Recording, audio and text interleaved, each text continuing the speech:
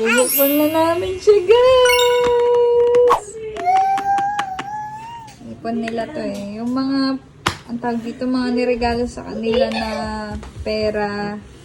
O, binyag ni Teo. Open. Doon. Tagal?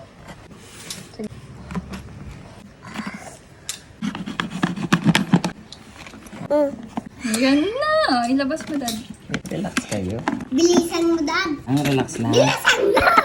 Ay, nakuha niya, nakat niya na. Excuse Yan me. yan, Dad. Yan. Ang tabi. Sige.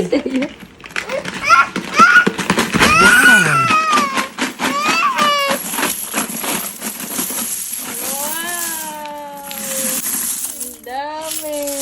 Wala na. Ayan na lang pala yun.